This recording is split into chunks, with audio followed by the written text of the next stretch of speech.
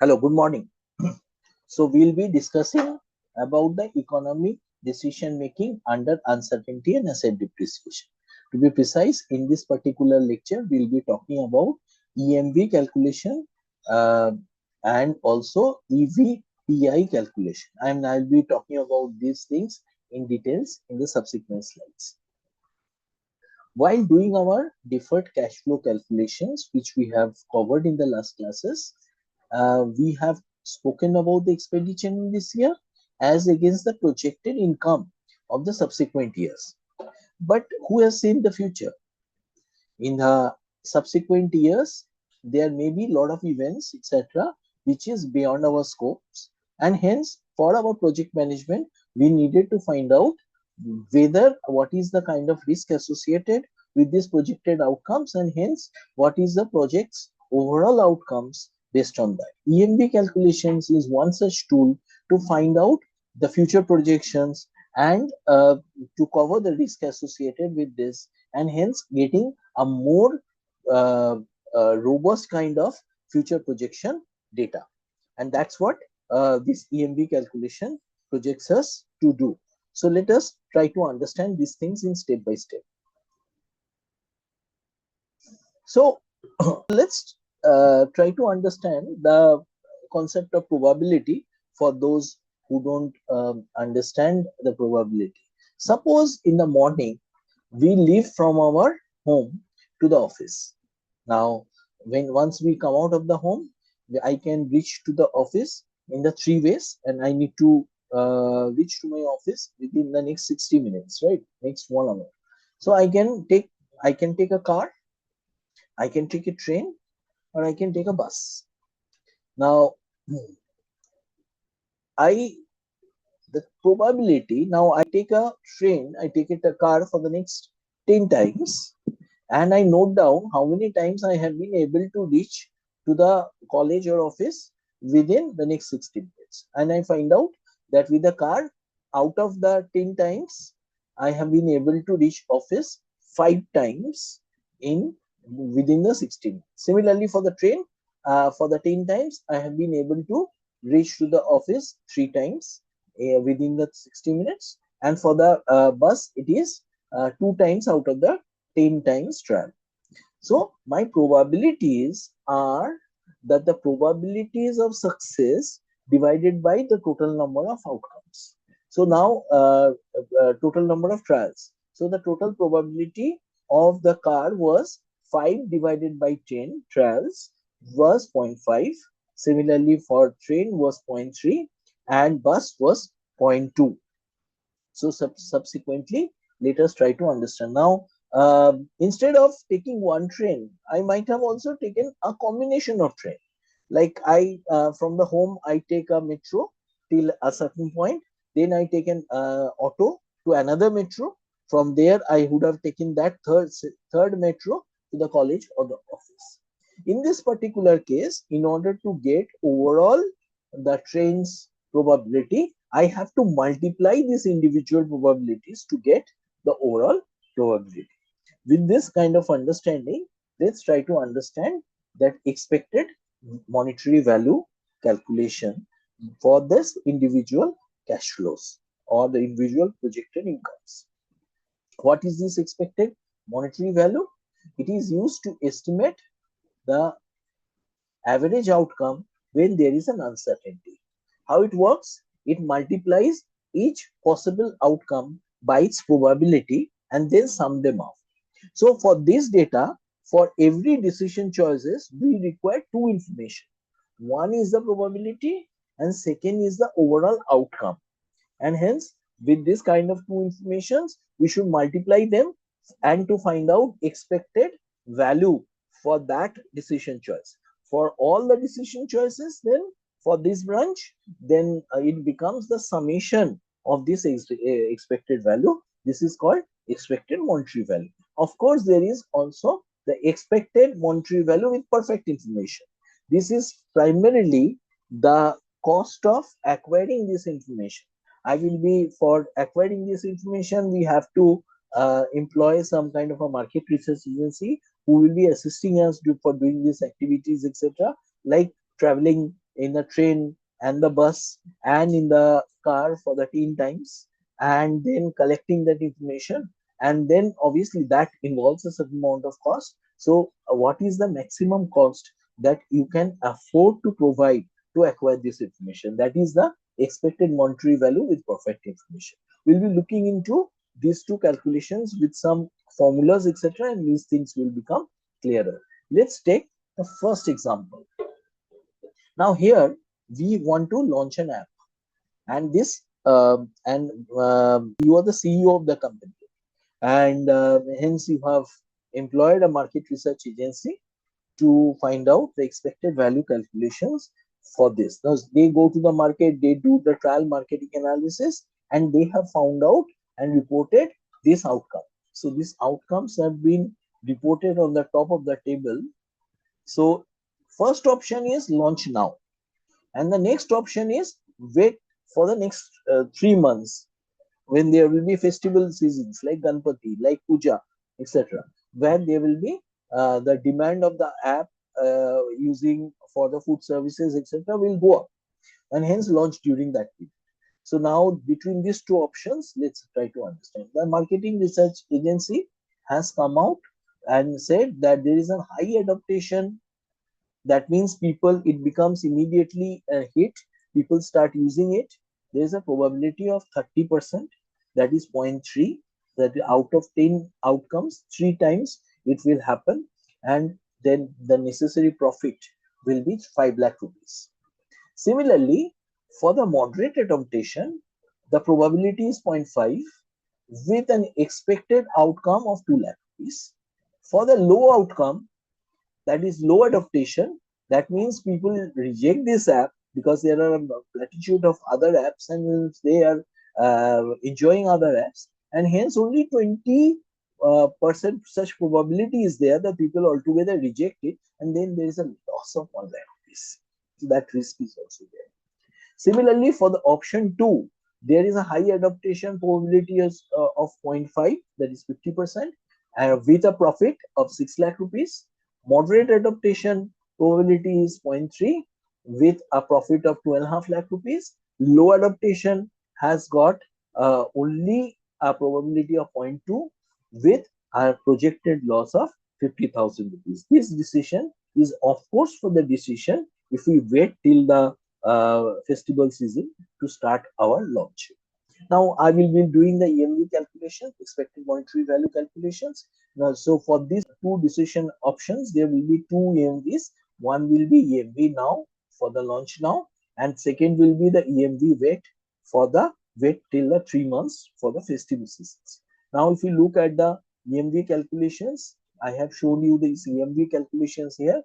First one is a probability of 0.3 into 5 lakh rupees plus the second probability of 0.5 into 2 lakh rupees plus third probability of 0.2 into a loss of minus 1 lakh rupees. So loss of 1 lakh rupees will be the profit of minus 1 lakh rupees, and hence minus 1 lakh rupees, leading to 1.5 lakhs plus 1 lakhs minus 20,000 to, so the total value becomes 2 lakh 30,000 rupees. Similarly, we have to calculate the EMV for wait for 3 months. The values will be 0.5 into 6 lakhs plus 0.3 into 2.5 lakhs plus 0.2 into minus 50,000. So all put together, it will be 3 lakh plus 75,000 minus 1 lakh will lead to an overall value of 3 lakh 65,000. Between two values of this expected monetary value, first decision choice had an expected monetary value of 2,30,000 rupees. Second expected monetary value for waiting till 3 months had an expected monetary value of 3,65,000.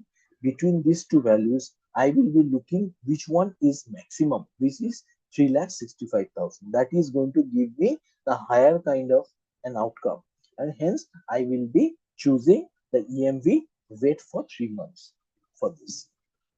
Now let's try to elaborate slightly further, look for the second calculation, EVPI, and let's go step by step.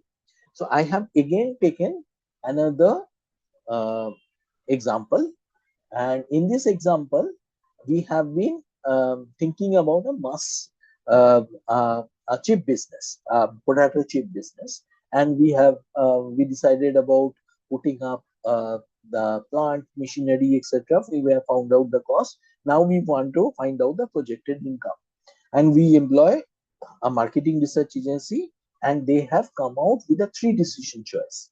One is I go with a mass retail.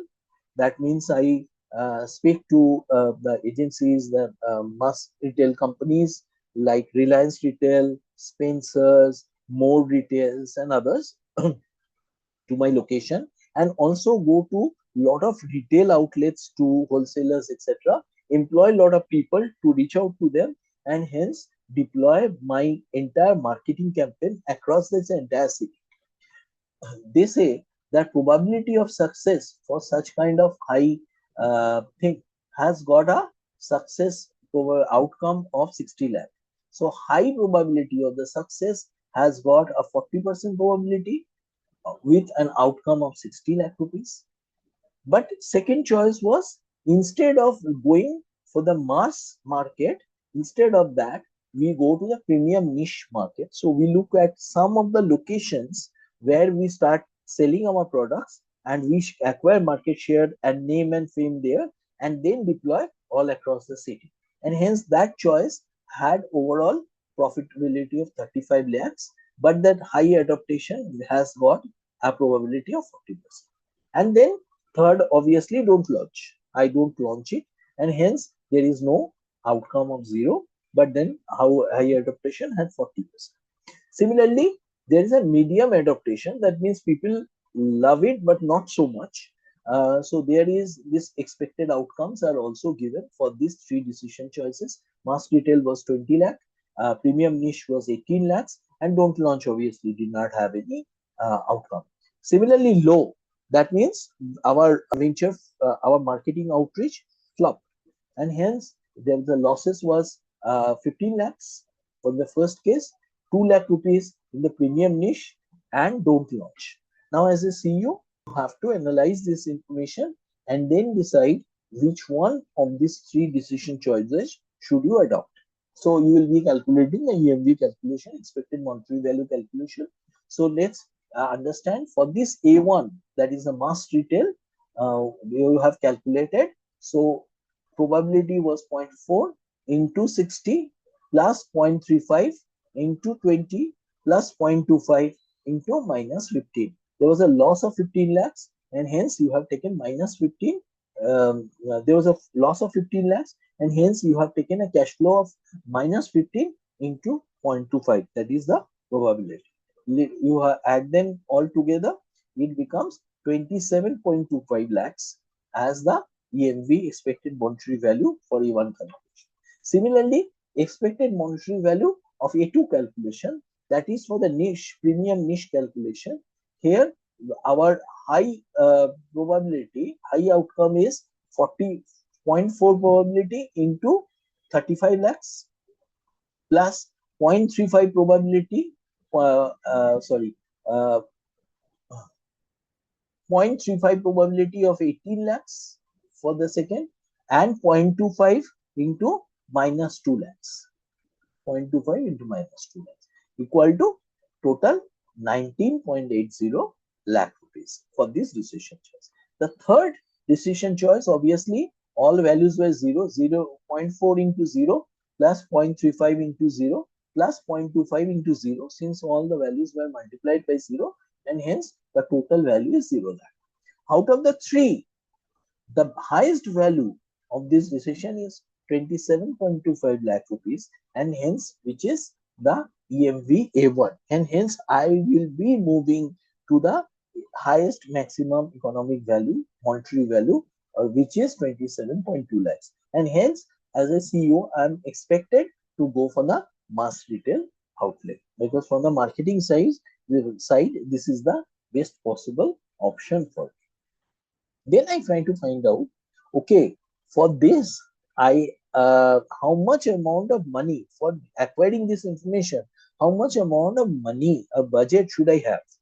More budget is not good. So how much amount of budget should I have for acquiring this information? That means to employ the market research firms, etc., to acquire this information. And hence, we have to find out the EVPI, expected value with perfect information calculation. Now, it has got three steps, where first is that between this high, medium, and low, we have to find out what is the maximum outcome. So, like for the high, the maximum outcome is 60. For the medium, maximum outcome is 20. And for the low, the maximum outcome is 0. So, we will be finding out the maximum. Then multiply with the probabilities and then add them all together. So then that is the first step, which will give us expected value without perfect information, or EVWPI. And then we have to find out EVPI equal to expected value without perfect information, which will be calculating, minus the EMV that we have already calculated. So let's try to understand. So first, high, we have tried found out the max value, it is 60. For medium, it is 20, and low, it is 0. So we calculated this, and hence then I multiply them with the probability. So 0.4 into 60, 0.35 into 20, plus 0.25 into 0. So leading to 31 lakhs in total. So now EVPI, expected value of perfect information, will be 31 lakhs. I have calculated here, minus EMV, which is expected monetary value, which is 27.25 lakhs. So if I subtract 31 minus 27.25, it leads me to 3.75 lakhs. So 3.75 lakhs is my expected value of perfect information. And hence that is the amount of money that I can afford to give it to the market research agencies. Then I will be getting the proper information. Beyond that value, if the market research agencies are quoting, I should not use that information. Then I will be getting always the highest kind of a value, and hence that expenditure will not be worth it. So this is the overall calculation of EMV and EVPI. I hope it has been an useful information. Thank you, and follow us for the subsequent classes.